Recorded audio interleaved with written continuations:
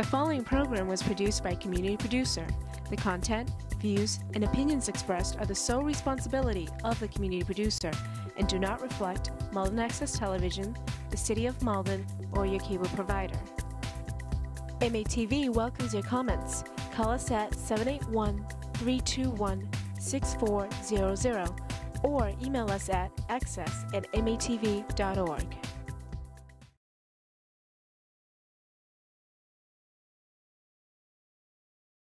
All right, so welcome to our informational forum on question 2. My name is Jeff Williams. I currently live in Allston, Massachusetts, and this presentation is sponsored by We the People Massachusetts, which is an organization of volunteers like Paul and I, working toward a 28th Amendment to the U.S. Constitution to fix our broken democracy. Slide, Paul.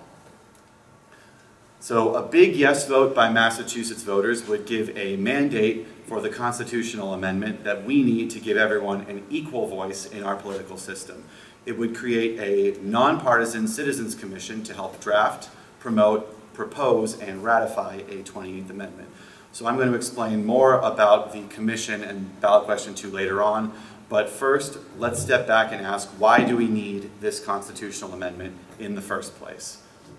So the outline of our talk, most of this will be somewhere between 30-35 minutes or so, will be to provide you with a better understanding of why we need this constitutional amendment. So we're going to cover the foundational principles of the U.S. experiment in self-government, the role of constitutional amendments toward achieving our ideals, the undermining of democracy by powerful special interests, the consequences of allowing those special interests to control our government, the content of the constitutional amendment we need, and most importantly, what you all can do to help fix the problems. And after that, we'll have some time for some discussion and questions. So first, it seems we don't have the animations here. Democracy comes from the Greek words demos, meaning people, and kratia, meaning power or rule. So basically, the word democracy means the people rule, particularly at the federal. So yeah, it means rule of the people. So just a quick show of hands in the room. Who here thinks that right now our system is living up to the ideal that the people rule? Right, that's about what we expect. And this pessimism that we see about our system of democracy is pervasive right now. So if you'd like some empirical proof, political scientists from Princeton and Northwestern universities studied almost 1,800 policy outcomes in the U.S. Congress between 1981 and 2002. That's 1,800 points of data. As the flat line in the upper graph shows, they found that what passed in Congress did not reflect the preferences of average citizens at all. So basically, as more people support a law or policy, the likelihood that Congress passes that law does not change at all. However, as the lower graph shows, when looking at only the wealthy elites, they found a strong correlation between what passed in Congress and the preferences of those elites. So they concluded that America is more like an oligarchy, where a small, wealthy elite rules, instead of a democracy where the people as a whole rule. The word corporation is never mentioned in the Constitution. A key question for our topic tonight is, does this artificial thing called a corporation, which exists only on paper, have the same inherent rights that we do as people? That question is particularly poignant when you consider how long and hard Americans have had to struggle to get some of the rights themselves. Originally, those rights referred to in the Constitution applied only to white male landowners, which comprised about 5% of the population at the time. Since then, lots of different groups have had to engage in long, hard struggles to get those same rights. So included in some of the pictures you can't see here were the abolition of slavery, the extension of suffrage, the right to vote to black men, the protection of workers, including children, thanks to the labor movement, women's right to vote, the progress of the civil rights movement, which you can see here, giving people of all races equal protection under the law. The next slide. The Civil War was largely fought to end slavery, and following the Civil War, 3 amendments were passed, the 13th, 14th, and 15th, which established that formerly enslaved individuals are not people, not property, and gave them all the rights and protections of the Constitution. After the Battle of Gettysburg, President Lincoln famously proclaimed the concept of the people rule when he said, "We here highly resolve that government of the people, by the people, and for the people shall not perish from the earth." The 14th Amendment in particular was key to this story of what role corporations had. In 1868, the 14th Amendment guaranteed for the first time equal protection of the laws to all persons, which included formerly enslaved persons. However, corporate attorneys argued that the term person should mean that corporations have the same rights as living, breathing human beings.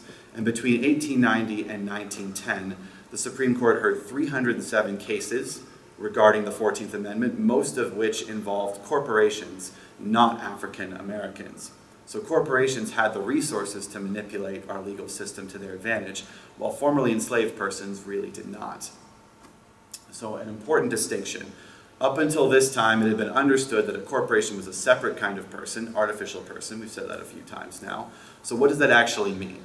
Well, let's say that a group of people want to go into a business together. They file with the state for a charter, which grants them this status, and it treats their business as if it were one person, so that it can do things like enter into contracts and file lawsuits. It gives the corporation a limited kind of legal personhood, which is necessary so that they can do the kinds of things that we need businesses to do. That's fine. Corporations need to be able to function that way, and we're not seeking to change that. But that's quite different from saying that they have all the rights of people under the Constitution, which are natural and inherently part of who we are as human beings. A corporation, again, is a legal arrangement created by an act of state law. So Lincoln's generation fought a very bloody civil war to hold the nation together, hoping that this government would continue. But within a few decades, the robber barons of the Gilded Age began to make a mockery of that vision. The Gilded Age was, if you remember from history class, a period of extreme wealth and also extreme poverty. As the robber barons made huge fortunes, think of companies like Standard Oil, J.P. Morgan Steel, they were able to take advantage of cheap labor at a time when workers had almost no rights. It was also a time of mass corruption in government, where lobbyists would walk the halls of Congress, giving money and gifts, bribing politicians into writing the kind of legislation that would benefit them.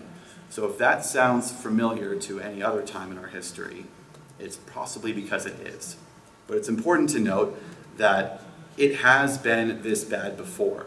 Given the power that we're up against, large corporations, billionaires, incredible amounts of money, and how hard it is to make change, it's easy to lose hope. But we have been in this situation before, and we've crawled out of it. As democracy has declined and suffering increased, we the people fought back in great movements for change, so we have a series of some of these movements. You had the populist movement, who demanded the direct election of senators, citizen ballot initiatives, and other experiments in democracy. Then came the progressives, led by Teddy Roosevelt, who said, among other things, there can be no effective control of corporations while their political activity remains.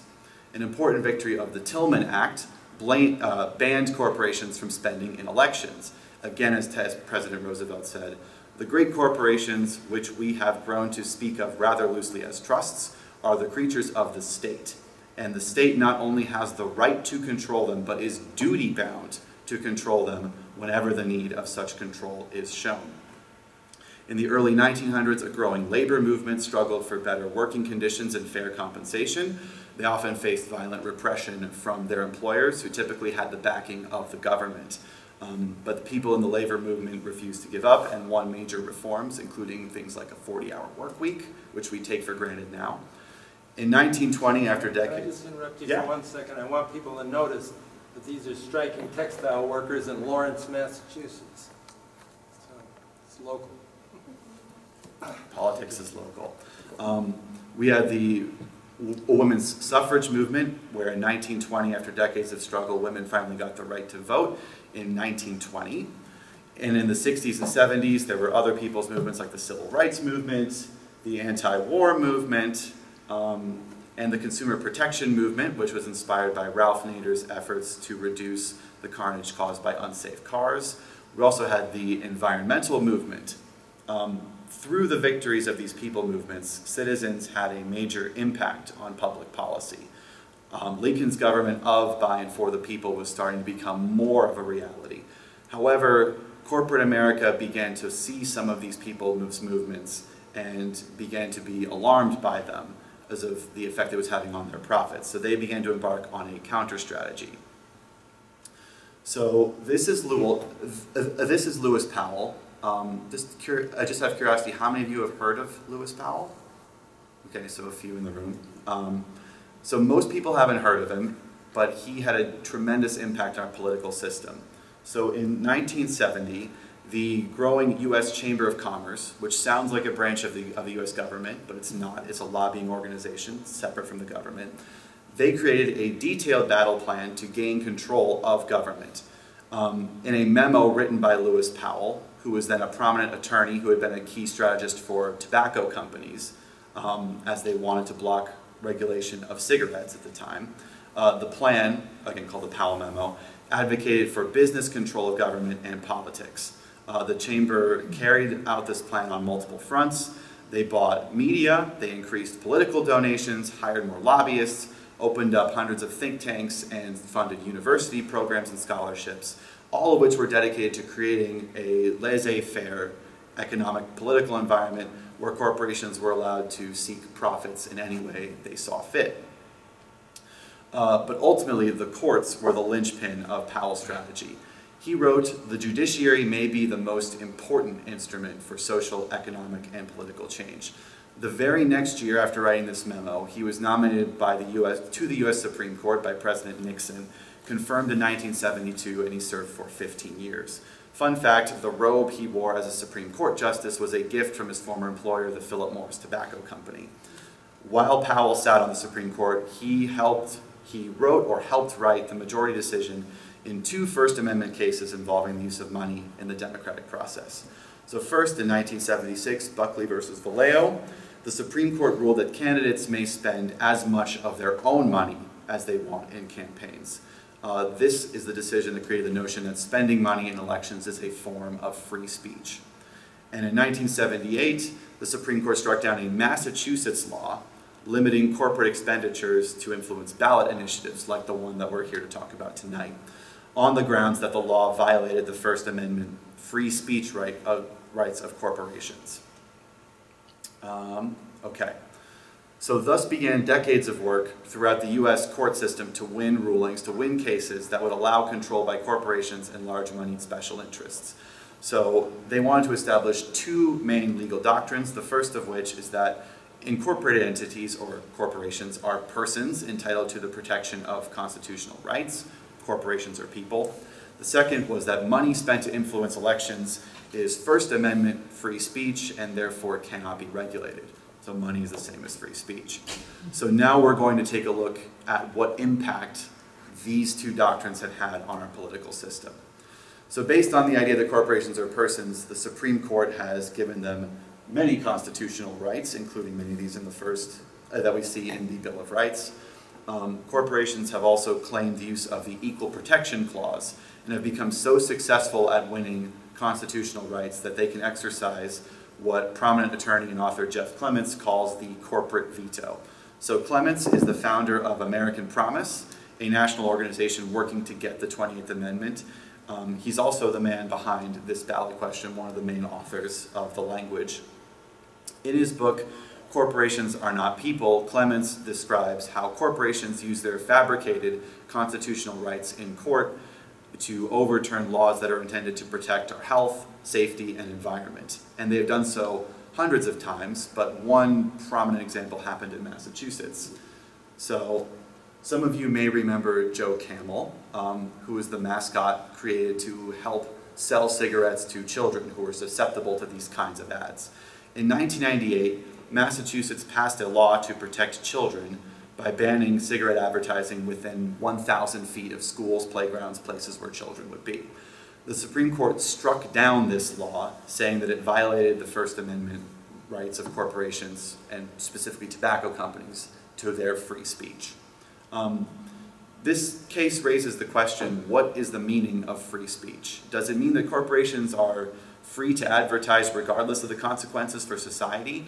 Are we the people really not allowed to regulate this kind of behavior with laws that the majority decides are desired? So in the 1990s, several prominent billionaires and special interest organizations funded a further plan to use the courts to win the ability to use their wealth freely to influence elections and to control politicians. So this campaign is described in the book Dark Money by Jane Mayer. She is one of the most prominent investigative journalists of our time. Has anyone read this book or heard about it, at least? Heard about it? It's a bit of a slug because you start to get so depressed, but it's completely worth the read if you can stomach it. One of the groups of billionaires described heavily in the book, featured heavily, are the Koch brothers, who led much of this initiative and are, I'm assuming most people have heard of by this point. They're the primary owners of Koch Industries, which are a multinational fossil fuel, oil, and chemical company. And they, throughout the 80s, 90s, and 2000s, organized a vast network to impact elections, as well as several conservative think tanks, university programs, and legal foundations to begin to influence public policy. Dark Money also describes the role Betsy DeVos played. Betsy DeVos is wife to Richard DeVos, who's the CEO of Amway. She also happens to be our current Secretary of Education. She is a firm believer in the freedom to purchase political influence.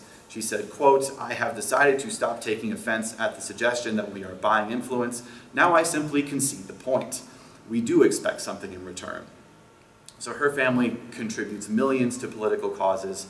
She's also the founding board member of a legal foundation whose sole goal was to end all the legal restrictions on money in politics.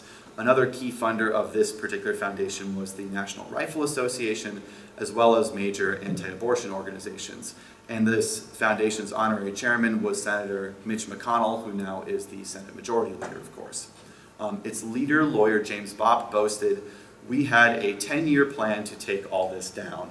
I think we can pretty well dismantle the entire regulatory regime that is called campaign finance law." So the Supreme Court decision that was called Bopp's brainchild is one that you've probably all heard of. Citizens United versus FEC. So in this 2010 case, the Supreme Court ruled that parts of a federal campaign finance law, which was passed by Congress, was unconstitutional based on the two doctrines that we've talked about earlier, that corporations have the same rights as people and that money is considered free speech. So because of this, corporations, unions, and what would later be created and called the super PAC can now donate and spend unlimited amounts of money to influence elections, as long with a small caveat that the money cannot be given directly to those candidates or to the political party. This kind of spending is called outside spending and is a pretty easy loophole to get around. But it's important to note that 4 Supreme Court justices dissented in this decision. So it was a 5-4 decision. Justice John Paul Stevens, who's still alive, he's retired, but he's in his 90s, he wrote a blistering 90-page dissent to this decision. He said, quote, "Corporations help structure and facilitate the activities of human beings, to be sure, and their personhood often serves as a useful legal fiction. But they are not themselves members of we the people, by whom and for whom our Constitution was established." So after Citizens United, other court decisions continue to dismantle controls on our spending in elections.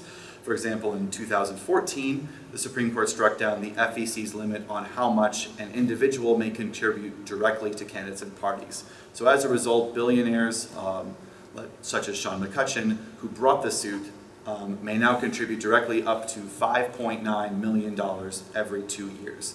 So compare that to the amount that most of us are not even willing, but able to spend in elections. You know, most of us less than $100, if that, less than 50, 20. There's really no way we can compete with people and corporations who can spend $6 million in every election cycle. So now let's sum up the results of this court strategy undertaken by large corporations, billionaires, and special interests to win these 2 core legal doctrines. People have sacrificed so much to get to the point where everyone is actually a person in the eyes of the law. Now the courts have invented another type of person. So this type of person can live forever, as a corporation does. It can exist in multiple countries at once. They can be international. It has limited liability, and it typically has vastly greater financial resources than most living individuals. So we've seen this chart before, but here it's been rearranged a little bit. It shows how the Constitution is supposed to put we the people in charge, but instead it works quite differently now, where the corporations have this power that the people were supposed to have. So we have dozens of political cartoons that show this reality. Here's one that shows the dam of money. It's a bit cut off, but this is a dam that's bursting and money is flowing out. See the average citizen about to be blown over in the boat. Another consequence is the flow of money through the super PACs that we talked about. While the super PAC is not directly run by the candidate or the party, it's run by someone basically in proxy. So it's technically legal based on this system, but it was an invention post Citizens United. Another consequence is that corporations, even global corporations, can spend in elections from their corporate treasuries regardless of the political views of any individual stockholder. So as we said earlier, James Madison constructed the Constitution so that Congress would be dependent upon the people alone. But as we know, Congress is now heavily dependent on corporate money. So despite the impression that these cartoons might convey, our democracy movement is not anti-business, but we are concerned about large global corporations that can wield enormous political power within limits, when limits on campaign contributions are lifted, and we're concerned about the effects that that may have on democracy. So multinational corporations are now free to play the influence game. Their major stockholders may come from across the globe, have different loyalties and different priorities than the majority of people, the majority of Americans as a whole. That may also pose risks to our democratic institutions and to our national security. Justice John Paul Stevens again sensed this danger. In his Citizens United dissent, he wrote that the majority decision affords the same protection to multinational corporations controlled by foreigners as to individual Americans. Large corporations' influence on government policies can also have a detrimental effect on small business, the engine growth in America. So a survey of small business owners showed that most of them don't support the Citizens United decision, which makes sense because they don't have nearly the same amount of money that the large corporations do to spend lobbying Congress and to spend on elections. So let's briefly examine the results of overturning all of these campaign finance laws that we had on our books. So outside spending has skyrocketed on elections since the Citizens United case in 2010. So you see the case in 2010. Back. So our two presidential elections have shot way up since then. More money was raised and spent on the 2016 election than at any time in the history of America or the world. Most of this money came from less than 1% of the population. Some people like to think that the big money in elections does not always determine outcomes, but in reality, the most funded candidates almost always win. In Congress, we have the facts for the last election. Over 90% of the races were won by the candidates who spent the most. So to step back and take a little look at how this mechanism works, I want you all to consider a question. That if you wanted to run for some political office today, how would you become a credible candidate with a real chance of winning? If you wanted to become your representative for the House of Reps. The reality is that today's politicians need large sums of money just to be able to compete. And this need has created, in a sense, two distinct elections. So while we have the general election where ultimately the voters decide who wins, one person, one vote, there's an election of funding beforehand where only the mega donors get to choose which candidates get those big bucks. So in other words, who ends up on the ballot, who's able to get their name out there, who's able to go around traveling and campaigning, ends up being decided by the tiniest sliver of Americans who are able to participate in this funding election long before ordinary citizens get to vote. And once elected, political leaders know they need to play this money game if they want to get reelected. So a 60 Minutes study showed that the average congressperson spends about half of his or her workday raising money, dialing for dollars. They have to raise something like $80,000 a month just to be able to meet what their party tells them they need to do. But the consequence of this means that if you spend half of your day talking to that same tiny sliver of Americans, the donors, under pressure to raise a ton of money, your preferences are going to lean towards their needs and not the needs of your constituency as a whole, not to the needs of average Americans. Remember the Martin and Gillen's study before. This explains why that's the case. So some argue that money in politics better informs the public about the candidates and the issues and thus makes our democracy work better. But we believe that money is not speech, it's power. So furthermore, much of the money is spent on negative, partisan, and often misleading attack ads that fail to address serious issues. So the U.S. Chamber of Commerce making a reappearance, the organization that put the Powell plan into action, spent over $29 million in elections in 2016 alone, and over half of that was spent on negative attack ads, most of which were against Democrats, but some of which were against Republicans as well. The Koch brothers and their network of super rich donors have created an organization called Americans for Prosperity. Has a nice sounding name, not quite so nice, but it rivals the two major political parties in its funding, staff, and its ability to impact elections. This was, again, the plan described in Dark Money that they've been working on since the early 1980s. And election spending is only part of the plan to control elected officials. Over the past decades, large corporations have vastly expanded their lobbying armies. Honest members of Congress will tell you that the combination of big corporate money in elections and big corporate lobbying is a winning combination for those special interests. So now we're going to take a look at a few of the real policy examples that have been impacted by some of these changes. So Rhode Island Senator Sheldon Whitehouse wrote a column earlier this year entitled, "Republicans want to fight climate change, but the fossil fuel bullies won't let them." So he states, Republicans are trapped. The merciless might of the fossil fuel industry's new post-Citizens United political armaments is directed at them. So fossil fuel companies, like Koch Industries, can spend from their corporate treasuries to defeat them in the next election if they don't vote to block climate action and support the pro-fossil fuel policies that their lobbyists want. For another example, big money in politics can have terrible consequences, as explained by a Washington Post and 60 Minutes investigation. In April 2016, at the height of the deadliest drug epidemic in U.S. history, Congress effectively stripped the DEA, the Drug Enforcement Administration, of its most potent weapon against preventing large drug companies from sending opioids into our nation's streets. So by then, the opioid war had claimed 200,000 lives, overdose deaths continue to rise, and Congress still has not done anything about this.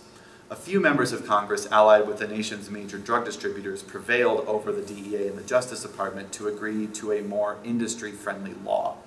This investigation found that the industry worked behind the scenes with lobbyists and key members of Congress pouring more than $1 million into their election campaigns.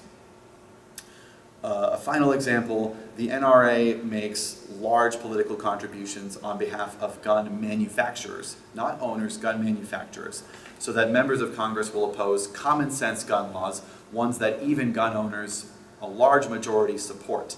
And we see the results of this. More than 30,000 Americans die from gun violence every year, which dwarfs those of most other developed, actually every other developed country, not most. But let's also realize that both major political parties depend on super PAC spending. So both Democrats and Republicans are susceptible to the corrupting influence of big money in politics. If you ever asked the question, why do things in Washington not get done, regardless of which party is in power, this is the reason why. So a small number of incredibly wealthy oligarchs from both major parties provide the lion's share of political funding. So these billionaires, again, fewer than 0.1% of the population, select the candidates, and they ultimately influence the policies that affect us all. So this is, we are at the end of this segment of the presentation. So now let's talk about solutions, things we can do. Let's raise hope a little bit. So again, every time that our nation has faced problems, we the people have risen up to retake control of our country and to reassert our destiny. So what we need now is a 28th Amendment to to overturn the Supreme Court's anti-democratic decisions and make sure that we give everyone an equal voice in our democracy. This is about equality as citizens, equality to have influence and have a say in how our government works.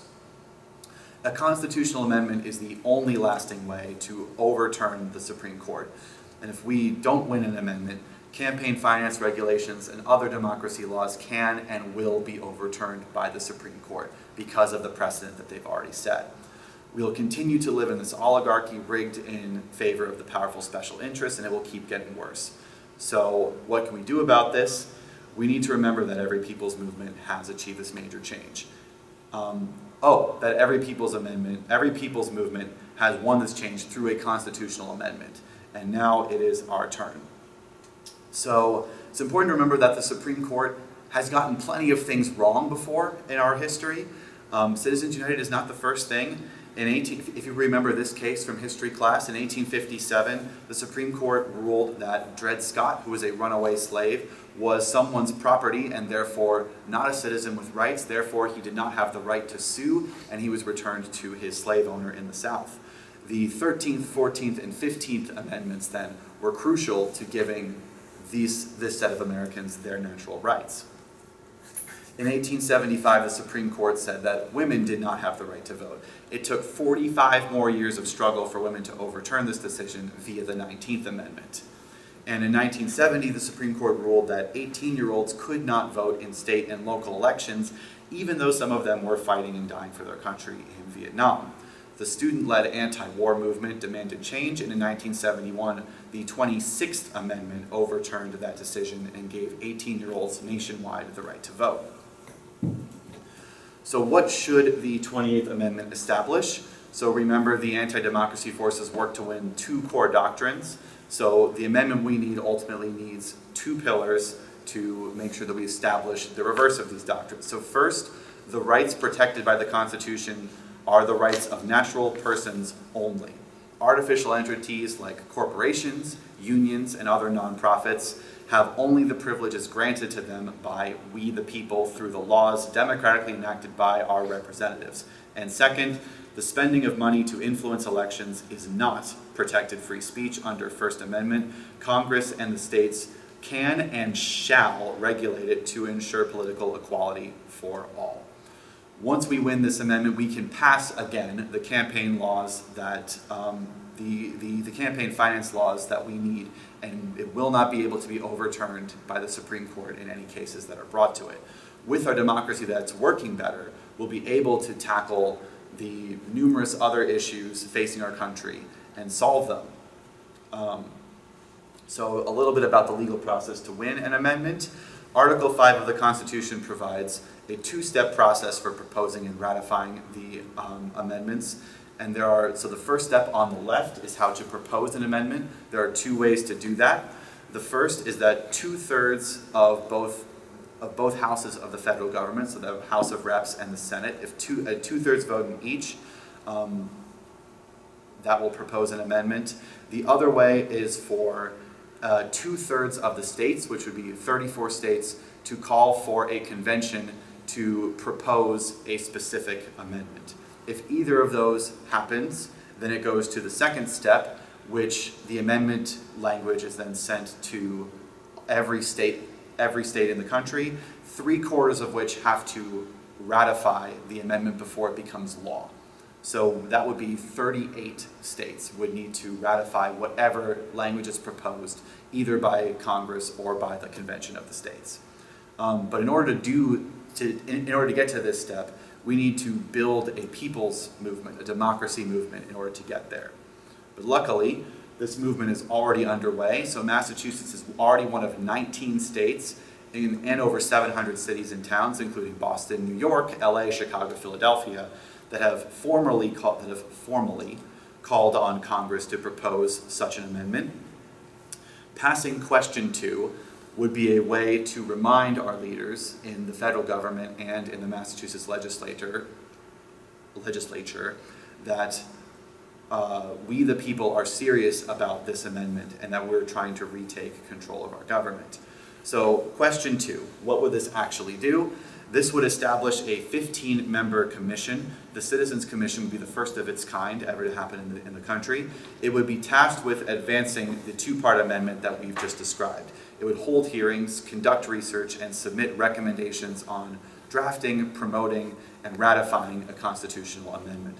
The law would, if passed, would take effect on January 1st of next year, and the commission would have 1 year to, it would be due December 31st of 2019 to present their findings. And ultimately, over 100,000 certified signatures were gathered just to be able to put this on the ballot. If you've ever, has anyone here ever collected ballots or petitions for ballot? So yeah, it's quite an arduous process. I was part of this myself. 100,000 is no small task. So there's already quite a movement being built, but we need more people. So many people are now up in arms about the countless ways in which this oligarchy is hurting us, and we're fighting back on it. We need to ask ourselves, though, can we really win on any of these other issues that affect us when global corporations, billionaires, dominate so much of our democratic institutions? So we need you. Ultimately, We the People Massachusetts, which is the group that Paul and I are part of, we're pursuing every viable strategy to win this amendment. So in Congress, we're lobbying for the strongest amendment language we can, which is the We the People Amendment. We have 8 of the 9 members of the Massachusetts congressional delegation support this, but we now need to talk to our senators. We need to get currently Elizabeth Warren and Ed Markey to sign on to this. So we have a petition on the table over here that you can sign, and we'll pass it around. We're also working on legislation in the Massachusetts state legislature called the We the People Act. We have information on that on our table as well. So what can you do to help us? Most importantly, vote yes on November 6th. Okay, let me start over. Make sure that you're voting on November 6th.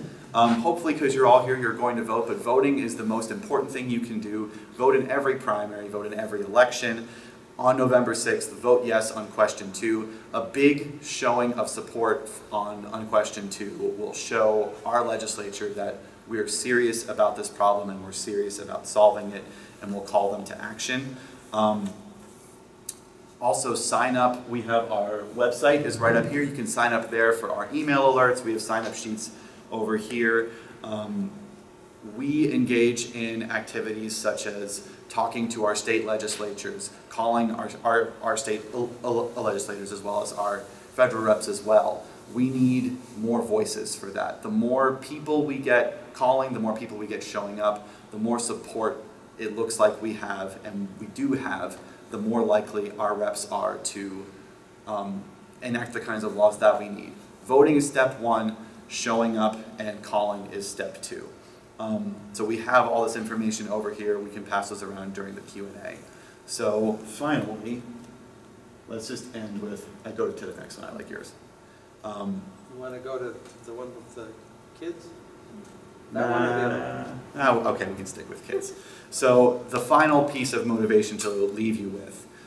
We've just reviewed how hard groups of Americans have fought, have suffered greatly to get this, to make this idea of we the people and to make our democracy work. So our generation is now seeing the results of the strategy from wealthy interests to get that back. So what is our legacy going to be? How are we going to reclaim this? It's been the 27th Amendment. The last one was passed in 1992. I was 2 years old. It's about time we got this back and fixed another one of our problems. So our contact info, let's go to that, even with that. So here we have hopefully lots of time for discussion and questions. Thank you so much for being here. Paul and I would love to